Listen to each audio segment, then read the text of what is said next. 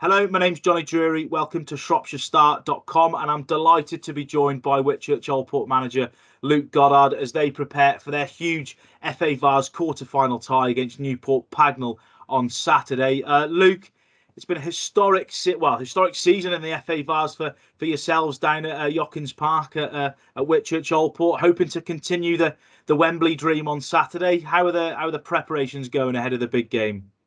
Yeah, it's been a busy week for everyone on and off the field. Obviously, we're doing our normal preparation, trying to keep it as normal as we would. And obviously, off the field, there's a lot going on at the ground in preparation for hosting the amount of people we'll be hosting. So it's a big week for the whole club and the town, and we're looking forward to it. And we're just focused as a group of players and staff that we've got a game to win, and it's a 50-50 game, and we'll do all we can come Saturday.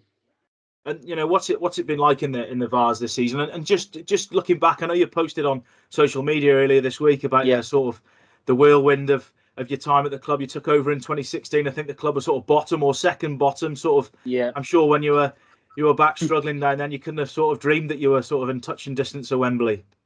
Yeah, it's been a 6-year journey for me, and taking it from bottom of step 6, and they luckily avoided relegation that season because there wasn't any. So to think that we'd be 6 years on in the step above, and now facing a quarter final in the FA Vase in front of 1,200 people is it's crazy. For those that have been involved with the football club and attached for many years, I imagine it's more than dream stuff for them.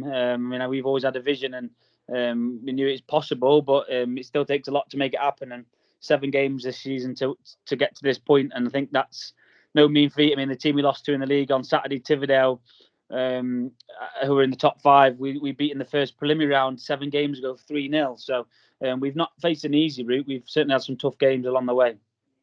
And what sort of changed at the club over the years since you came in? There's been a steady rise. Obviously, you did really well in the Northwest Counties League, and you're in the Midlands League this year. And now you're on the cusp of an FA Vase semi-final. What sort of changed on and off the pitch?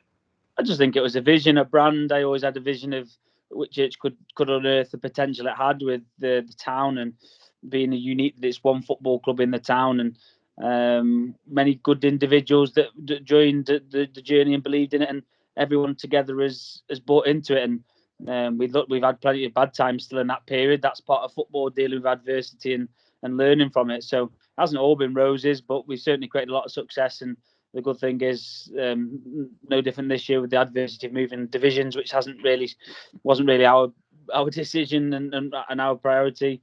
It could have been a difficult season, but we've still managed to create this amazing wave in the Vase, and this new group of players we've had this year deserve all the credit, and that's why they'll be getting stuck with for this weekend, because we don't want to change this group. They deserve it. If they're not good enough on the day, they've got us to the quarter final, and they'll get the opportunity.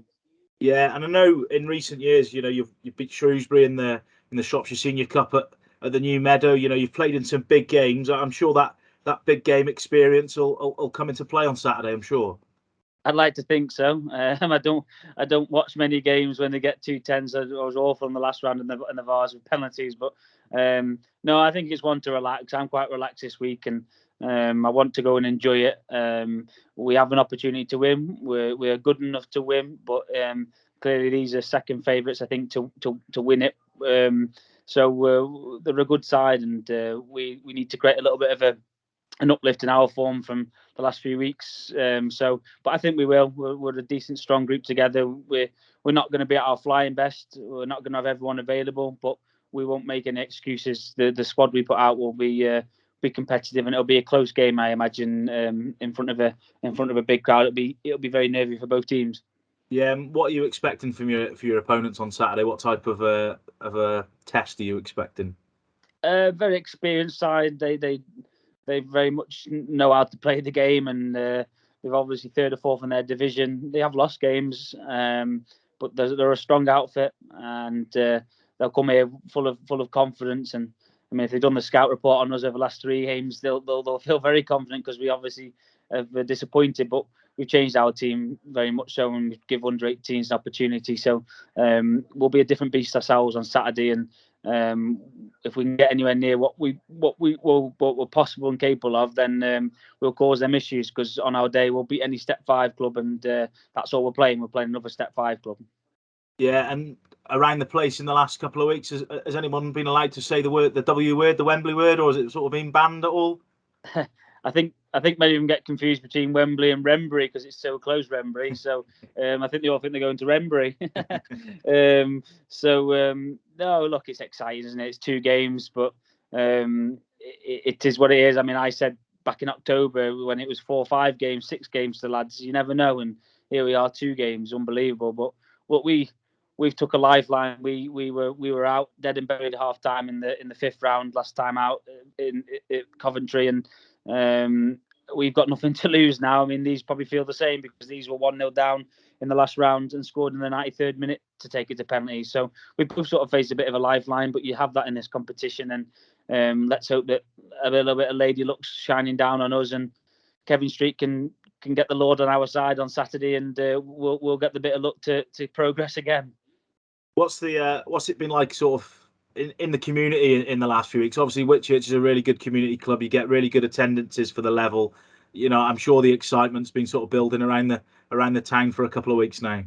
Yeah, everyone's talking about it. Everyone's getting the tickets, and it's good. And going back from a personal point of view, 6 years ago, that's what not only did I want to improve the team on the pitch, I had a vision of having this belonging and togetherness and this brand. And so when you hear people talk about it, even though it doesn't affect major things, for me, it's success in my own mind because it was a part of the vision. So it's great, it's good success, but let's hope we can impress in all areas on Saturday, though, even those neutral visitors that travel for the game, and let's put a good show on, even if we end up on the wrong end of the result. Let's hope that it proves what potential we still have here, and there's no reason why in the future we can't land and host another game like this. And who knows, it might be in the semi-final this season yet.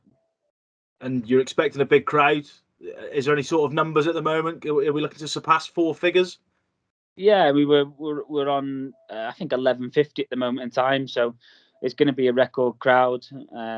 We will cap it. It's all ticket. We don't want something that becomes a bit of a free for all, and we are all volunteers here. No one gets paid as staff, so it's a concern. We don't want to put ourselves under pressure, so we will cap it. We may, if we wanted to be greedy, we could probably have 2,000 in here, but we're sensible. So we'll cap it at probably sort of a 1,200, 1,300, and that'll be us. And we'll try and make those that then get in the stadium have the best experience possible, and we can look after them. And those that miss out, unfortunately, we've had 4 weeks to buy a ticket, so we'll hopefully get another game in the future where we may be able to increase it once we learn ourselves off the field of how to host that many numbers.